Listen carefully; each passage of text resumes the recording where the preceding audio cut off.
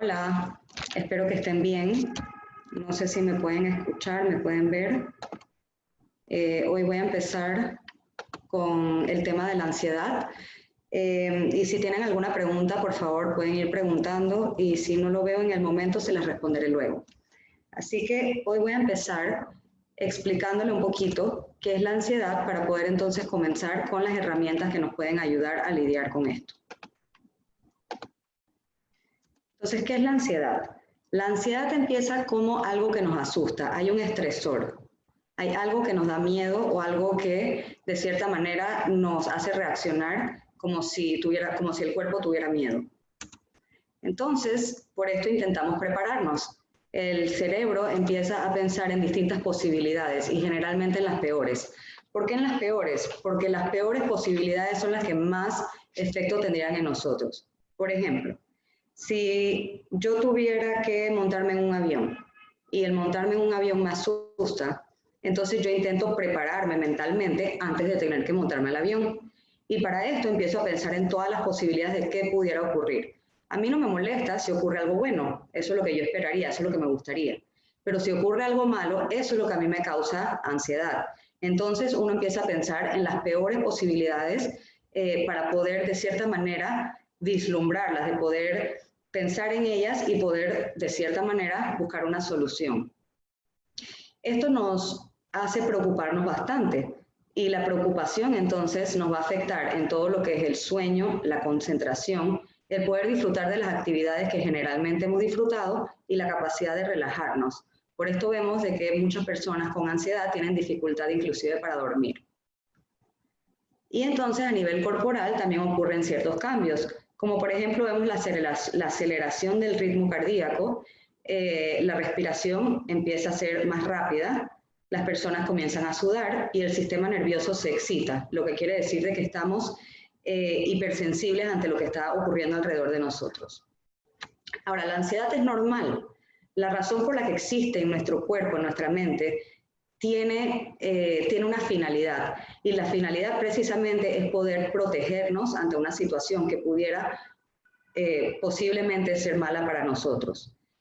La ansiedad ante un evento que sea reconocido, por ejemplo, el tener que montarme un avión, el tener que hacer una prueba, el tener que presentarme para una entrevista, el tener que dar una charla, todas estas situaciones deberían, en el momento que nosotros la pasamos, la ansiedad debería ya bajar o debería dejar de existir. O sea que si yo me siento estresada o ansiosa o nerviosa o preocupada por una prueba que tengo que tomar, en el momento en el que ya yo hago la prueba, ya en ese momento yo debería poder encontrar un alivio a estos síntomas. Pero ocurre de que la ansiedad llega a veces a no ser saludable y en estos momentos es donde más problemas tenemos porque la ansiedad no desaparece cuando el estresor desaparece.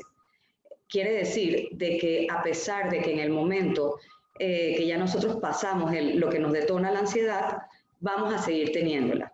Y en estos momentos es muy importante entonces poder buscar realmente cuál es la causa de la ansiedad, porque a veces no es tan evidente como nosotros creemos.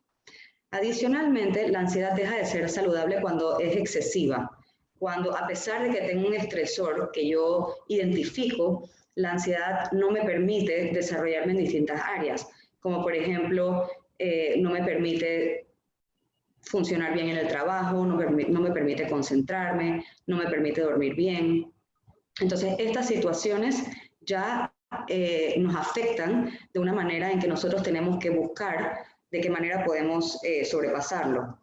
Adicionalmente, cuando la ansiedad se evoluciona a algo que sea mucho, mucho más profundo, empieza a traer consigo sentimientos y pensamientos que son bastante más negativos. Cuando una persona, por ejemplo, sufre de ansiedad por mucho, mucho tiempo y no encuentra alivio, esa persona entonces puede llegar a desarrollar otros trastornos. Entonces, hay varias causas externas de la ansiedad y entre las más comunes está pues, el trabajo, la escuela, las dificultades financieras. Todas estas son situaciones que ahorita que estamos en la cuarentena han sido afectadas para nosotros. En las relaciones también nosotros vemos dificultades no solamente en las relaciones de pareja, sino también en las relaciones con nuestros hijos, con nuestras amistades, con nuestros familiares, inclusive a veces hasta con nuestros colegas. Los traumas emocionales, el uso de ciertas drogas lícitas e ilícitas, algunos medicamentos que nosotros utilizamos pueden provocar síntomas que son bastante parecidos a la ansiedad y pueden entonces desencadenar en nosotros lo que es el sentimiento de la ansiedad. Por eso es importante que en el momento que vamos a consumir algún medicamento que sea recetado por algún médico, que preguntemos cuáles son los efectos secundarios o qué tipo de efecto esto puede tener en nosotros para saber si esto pudiera ser un causante de la ansiedad. Adicionalmente, pues hay enfermedades médicas como la hipoglicemia, que es cuando se nos baja la glucosa, la deshidratación y el funcionamiento irregular del corazón, como por ejemplo existe en el prolapso de la válvula mitral. Todos estos mimican síntomas que son bastante similares a la ansiedad. Entonces también es importante que si tenemos ansiedad, que podamos descartar los factores médicos.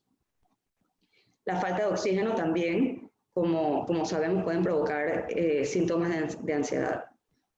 Otra causa de ansiedad es el aprendizaje. El aprendizaje, muchas veces vemos que en familias se ve de que hay bastantes personas que tienen patrones de ansiedad o son ansiosos.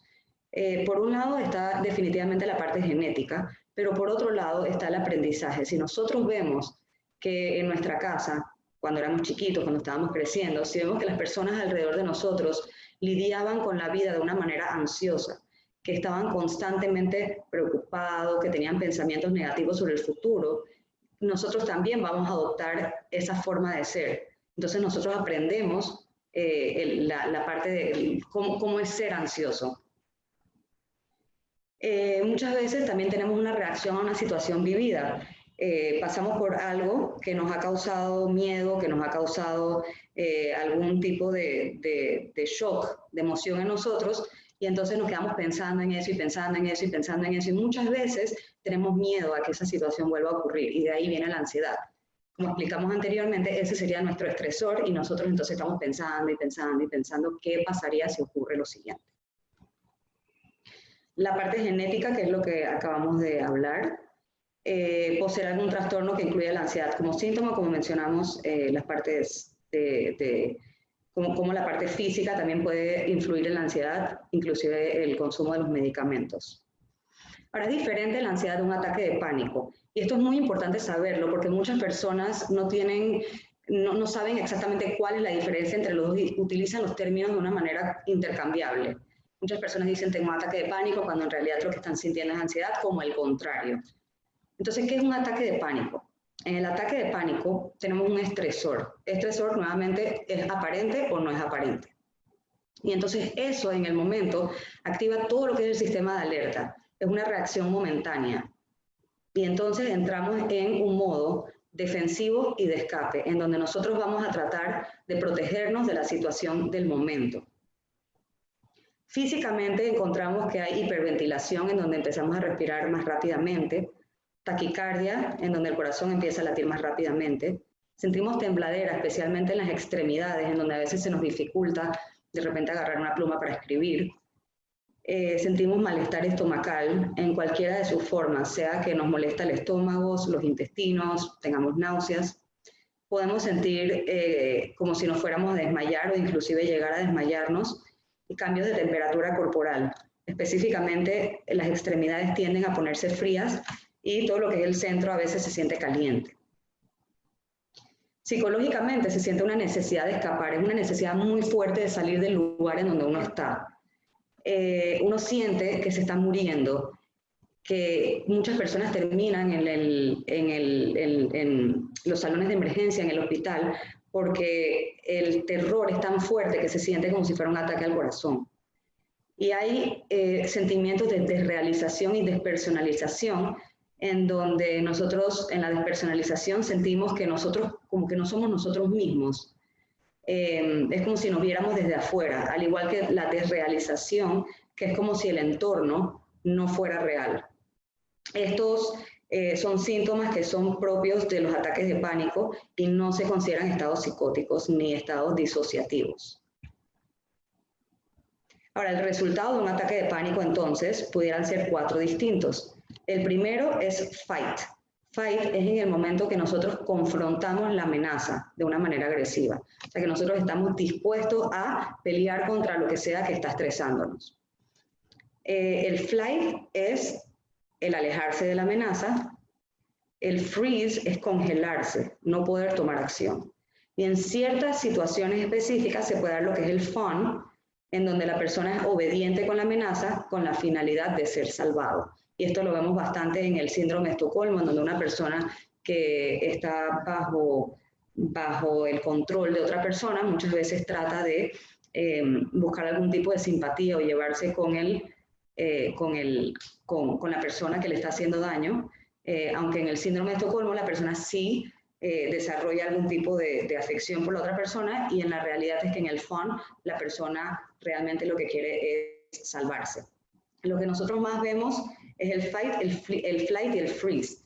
En una situación de hoy en día, que no estuviéramos, vamos a decir, en algo tan concreto. Ok, esto se da, se puede dar, por ejemplo, si nosotros estuviéramos en el bosque y de repente vemos que hay un tigre, y en la selva y vemos que hay un tigre, y entonces de repente se activa todo nuestro sistema de alerta. Pero vamos a ponerlo en nuestra situación, porque la realidad es que no estamos en la selva ni en el bosque. La realidad para nosotros es que, vamos a decir, nosotros estamos en una situación en donde tengo que exponerme a algo que me da mucho, mucho miedo. Entonces, en el momento que yo me estoy exponiendo, no antes, en el momento que me estoy exponiendo a eso, el cuerpo empieza a reaccionar de cierta manera en donde yo siento la necesidad de salir de donde estoy. No puedo lidiar con eso, me causa tanto terror que necesito hacer algo. Entonces ahí es donde el cuerpo o confronta la amenaza de una manera agresiva, o se aleja o se congela. Causas de ataque de pánico. Está la parte genética, ya que se ha visto que en varias familias se repite. Está el estrés intenso y prolongado. Hace un tiempo atrás, cuando di esta presentación, me habían preguntado si la ansiedad puede llevar al ataque de pánico. Y esto es precisamente a lo que se refiere. Cuando una persona está bajo un nivel de estrés, de ansiedad bastante fuerte, la persona puede entonces llegar a desencadenar los ataques de pánico, porque entonces ya el cuerpo está en lo que se llama un overload, ya está muy abrumado. Causa de ataque de pánico también es la sensibilidad. Los cambios en el funcionamiento del cerebro, como por ejemplo los neurotransmisores y las estructuras del cerebro. Hay distintos neurotransmisores que están involucrados en todo lo que es el proceso del pánico, como la serotonina, la dopamina. Y entonces por eso muchas veces se utilizan medicamentos que ayudan a contrarrestar esto para entonces evitar los ataques de pánico. Entonces ahorita que hablamos sobre los dos factores, me gustaría juntarlos para poder diferenciar la ansiedad del ataque de pánico. La ansiedad, por su parte, como vimos, es prolongado, es lo que precede a. El ataque de pánico es en un tiempo limitado, quiere decir que se da en el momento y no debe demorar más tiempo de lo que es no debe demorar más tiempo de lo que es el momento del ataque de pánico. Luego pueden empezar otros ataques de pánico, pero el ataque de pánico tiene un momento prolongado, un momento específico que generalmente va entre 20 y 30 minutos. La ansiedad es gradual. La ansiedad generalmente va subiendo con preocupaciones y pensamientos, mientras el ataque de pánico es repentino. Y también tiene una cumbre, quiere decir de que va a subir rápidamente y luego entonces va a empezar a bajar. La ansiedad de base tiene la preocupación, tiene como base tratar de pensar en el futuro y poder predecir qué es lo que va a pasar, mientras el ataque de pánico es simplemente terror, es puro terror. Entonces, si tuviéramos una montaña rusa, no sé si ustedes en algún momento han estado en una montaña rusa, yo les digo que yo sí he estado en una montaña rusa y hoy en día no es lo que más disfruto, pero les puedo decir que cuando estamos en esta parte de la montaña rusa, que estamos subiendo, sentimos ansiedad. En ese momento estamos pensando, y que, ay Dios mío, mira lo que viene, la subida, la bajada, ahí estamos ansiosos. Cuando estamos ahí arriba, que ya empezamos a caer, en ese momento es que sentimos el pánico, en ese momento es que sentimos que ya no tenemos control sobre nosotros, simplemente hay que, como llamamos, go with the flow. Entonces, a ver, tratamientos ahí son complementarios, la parte psicológica y la psiquiátrica. La parte psicológica tenemos la parte causal. que es lo que nos va a causar los síntomas. Es la razón por la que entonces vamos a tener ansiedad y vamos a tener pánico. Y esto es súper importante tratarlo, porque finalmente si nosotros no lo tratamos, los ataques de pánico y la ansiedad no van a dejar de existir. Pero también está el tratamiento de síntomas. Y ocurre de que cuando nosotros tenemos los síntomas muy exacerbados, se nos es muy difícil trabajar en la parte causal. Si nosotros tenemos mucho miedo de salir de la casa, tenemos mucho miedo de enfrentarnos a una terapia psicológica, de hablar sobre lo que nos está pasando, entonces no vamos a poder trabajar en las causas. Por eso es súper importante trabajar los síntomas y hacer entonces una unión, buscar una terapia que pueda hacer una unión entre las dos partes.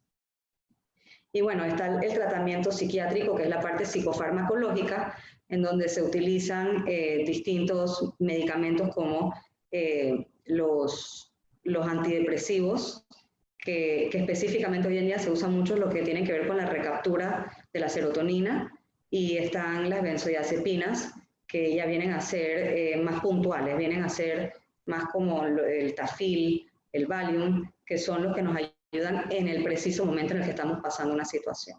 Sin embargo, yo soy psicóloga y la parte psiquiátrica pues sí la tocan los psiquiatras, así que sí es importante pues si una persona, si alguno de ustedes en algún momento decidiera buscar esta parte, pues buscar la ayuda de un psiquiatra que sea idóneo para tratar esto. Entonces, hay distintos mecanismos que nosotros podemos utilizar para manejar la ansiedad. El primero es poner la situación en una perspectiva personal. Un ejemplo de esto es lo siguiente. Hay muchas personas alrededor que están muy preocupadas por la situación mundial con el coronavirus. Constantemente recibo noticias de personas diciendo, mira lo que está pasando en China, mira lo que está pasando en Europa, mira lo que está pasando en Latinoamérica, en Estados Unidos. Y la realidad es de que en este momento, esto no nos está afectando a nosotros, a la mayoría de nosotros. O sea, en este momento mi realidad es de que yo estoy tomando todas las medidas necesarias para cuidarme, yo sé a dónde me he movido, entonces lo que sea que está pasando afuera es importante para yo tomar las medidas necesarias, sin embargo, no es mi realidad. Entonces es importante saber esto. También hacer técnicas de relajación y mindfulness. Las técnicas de relajación, muchas personas de repente abren Spotify, YouTube, buscan algún video de relajación guiada, se acuestan, cierran los ojos y de repente dicen esto no sirve. Se paran y se van. Y la realidad es que para poder que sea efectiva una técnica de relajación, uno tiene que poder practicarla y practicarla y practicarla para que en el momento en el que nosotros estamos pasando un momento difícil, ya nosotros sepamos cómo utilizarla de una manera que nos funcione a nosotros. Entonces, no es solamente usarla como que en el momento que la necesito, sino realmente es poder establecerse a una rutina, poder establecerse a un conocimiento profundo de qué es lo que uno va a utilizar para poder relajarse, para poder meditar, para poder mantenerse en el espacio del momento, cualquiera de las técnicas que se utilicen, pero uno debe poder adherirse a ellas. Otra cosa es hacer la separación de lo que es controlable y lo que no es controlable. Nosotros muchas veces nos empezamos a preocupar por cosas que realmente nosotros no podemos hacer nada con respecto a ellas. Cosas como, por ejemplo, ¿qué está haciendo el gobierno? ¿Okay? Podemos tener distintas opiniones, pero ¿qué puedo hacer yo? Si hay algo que realmente yo puedo hacer, entonces ahí sí voy a decidir gastar mi energía en eso. Pero si no hay nada que yo pueda hacer, honestamente no vale la pena. Entonces ahí es donde uno tiene que poder escoger, es como uno dice, choose your battles. Escoge a dónde vas a dedicar tu energía y tu tiempo, porque hay cosas que simplemente no valen la pena. Otra cosa es esta. Muchas veces nosotros sufrimos las emociones más de lo necesario. ¿Qué quiere decir? Cuando nosotros estamos muy ansiosos, nosotros estamos estamos pensando en cuál sería el worst case scenario, que es lo peor que puede pasar. ¿Okay? Entonces, en el momento que yo estoy ahorita mismo, estoy en mi casa, y estoy pensando en ese viaje que tengo que hacer. Entonces, en este momento estoy sufriendo pensando en lo peor que puede pasar. ¿Okay? Lo peor que puede pasar, no, para cada uno es diferente, pero vamos a decir que yo me estoy imaginando lo peor y en ese momento estoy sufriendo eso. Y pasan unos minutos y vuelvo a sufrirlo. y pasan otros minutos y vuelvo a sufrir. La realidad es que el worst case scenario, lo peor que puede pasar, generalmente no ocurre. ¿Okay? Nosotros nos vamos siempre al extremo, al peor extremo, y generalmente no ocurre. Pero vamos a decir que si ocurriera. Si llegara a ocurrir, aunque nosotros hemos sentido la ansiedad y el pánico anteriormente, la realidad es que sí la vamos a sentir igual en el momento. No hay nada que podamos hacer para evitar que en el momento en el que nosotros estemos allí, la situación la vamos a poder manejar. Entonces, me estoy poniendo ansiosa 1, 2, 3, 4, 5 veces, y en el momento del evento, si algo pasa, igual me voy a poner ansiosa. Entonces, a veces es bueno entender de que no vale la pena perder el tiempo en eso. En el momento que toca vivir la situación, la vamos a vivir. Ok, cuando nosotros tenemos en la cabeza algo, se vuelve muy grande. Si nosotros estamos, por ejemplo, pensando en cómo nos está afectando la parte económica en la pandemia, es algo bastante preocupante, bastante fuerte, pero realmente si nosotros empezamos a separarlo en pensamientos que son más manejables, en situaciones que nosotros sí podemos manejar, entonces vamos a ver que paso a paso vamos a ir llegando a la meta. ¿Okay? Si yo pienso en todo lo que estoy perdiendo en este momento con la pandemia, es bastante, pero si empiezo a pensar cómo puedo ir solucionando una cosa detrás de otra, cómo ir haciendo una cosa primero, una cosa después, tener metas poco a poco, es mucho más fácil llegar a la cima subiendo los escalones que saltando. Entonces, ya que nosotros tenemos las metas separadas, ya que nosotros hemos podido separar cuáles son los escalones, es bueno ver las situaciones como un reto, no como algo, no como algo que nos va a vencer, sino más bien algo que nosotros vamos a vencer. Por ejemplo, si tuviera que dar una charla, pensar en dar la charla es algo que tal vez se me hace no manejable, es algo que yo no sabría cómo hacerlo. Pero poco a poco, entonces voy diciendo que primero voy recogiendo la información. Segundo, voy a ir haciendo la presentación. Tercero, voy a ir practicando de acuerdo a la presentación. Cuarto, voy haciendo... Entonces ahí uno va poco a poco haciéndolo y es mucho más fácil verlo como un reto que tener que ver el resultado final. El mantener la salud física saludable y equilibrada es sumamente importante. En los momentos que nosotros nos sentimos ansiosos, es muy fácil que nuestro sueño se vea afectado, que nuestra alimentación se vea afectada, que nuestro ritmo de ejercicio se vean afectados. Entonces, todo esto es importante para nosotros poder mantenernos de una manera saludable, porque efectivamente el cuerpo afecta cómo nosotros vamos a reaccionar ante los eventos. O sea, cómo nosotros estemos físicamente va a afectar de manera directa la ansiedad que nosotros estemos sintiendo. Establecer rutinas y estructuras es otra cosa que es muy importante. Nosotros a nuestros hijos o con los niños, nosotros intentamos muchas veces establecer rutinas en la mañana cuando se levantan y al dormir, pero muchas veces cuando somos adultos lo dejamos de lado. ¿Y por qué hacemos esto? Porque sentimos de que ya nosotros no lo necesitamos. Y la realidad es que sí, sería bueno que nosotros tengamos una hora más o menos estable para poder dormir y una hora en donde nos despertamos, que nosotros tengamos un procedimiento antes de dormir, en donde lo mejor sería que no incluya temas ansiosos o el pensamiento de temas ansiosos, como por ejemplo estar viendo noticias o estar hablando con personas que de repente nos preocupan de una manera en donde nosotros no podemos lidiar con eso. Inclusive el no utilizar las luces azules, como por ejemplo las pantallas del celular, del iPad, de la televisión, eso también va a afectar nuestro ritmo del sueño. Es importante que nosotros hagamos una rutina que incluya lo mejor para que nuestro cuerpo entonces empiece a relajarse y poder entonces tranquilizarnos y poder analizar la ansiedad de lo que está pasando con nosotros de la mejor manera posible. Y como le dije anteriormente, pues no llenar la mente con información preocupante. Estamos muy pegados a las noticias, muy pegados al celular. A veces, aunque no lo estemos, estamos en grupos en donde una y otra vez nos empieza a llegar información, mensajes de personas que están compartiendo noticias. Nosotros tenemos el poder o de salirnos o tenemos el poder de ignorar ese tipo de noticias, pero sí es importante que nosotros nos mantengamos alejados de todo lo que pudiera ser preocupante y que no nos concierne. Y entonces, para empezar ya con las preguntas, me gustaría compartir con ustedes esto que dice Epíteto. Y él dice que el hombre no está tan preocupado por los problemas reales como por sus ansiedades imaginadas sobre los problemas reales. Esto quiere decir de que nosotros estamos mucho más preocupados por lo que va a pasar que por lo que realmente está pasando. En este momento, entonces, si alguien tiene alguna pregunta, con mucho gusto. Aquí veo que Sara dice, a mí desde que tengo que ir al súper en cuarentena me pasa que no puedo respirar bien. ¿Qué me recomiendas? Lo demás no lo he sentido. Me dices que ansiedad, pero no sé. Ok, hay varias cosas aquí. Por un lado está el uso de la mascarilla. Y hay que ser sinceros, el uso de la mascarilla no nos permite a nosotros respirar de una manera tan cómoda. Pero por otro lado está la parte ansiosa, que definitivamente nos afecta la parte de la respiración, como había mencionado anteriormente.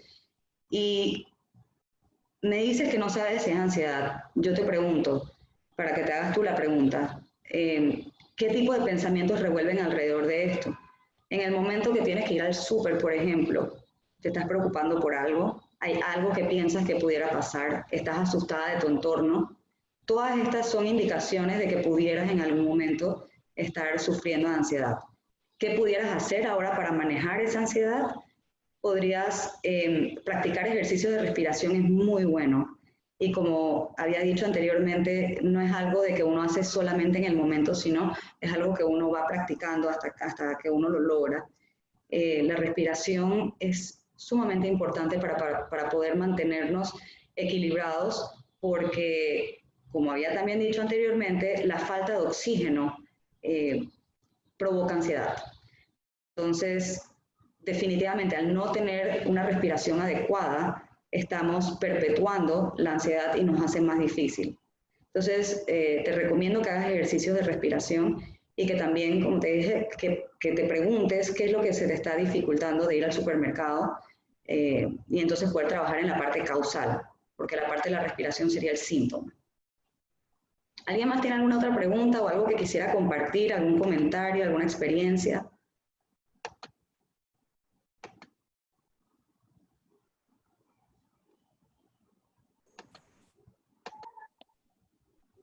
¿Alguien quisiera decir algo? Ok. Si no, entonces, gracias Priscila. Si no, entonces, damos por terminada la charla. Espero que les haya funcionado y quedo a la orden si alguien tiene alguna pregunta. Que estén bien, hasta luego.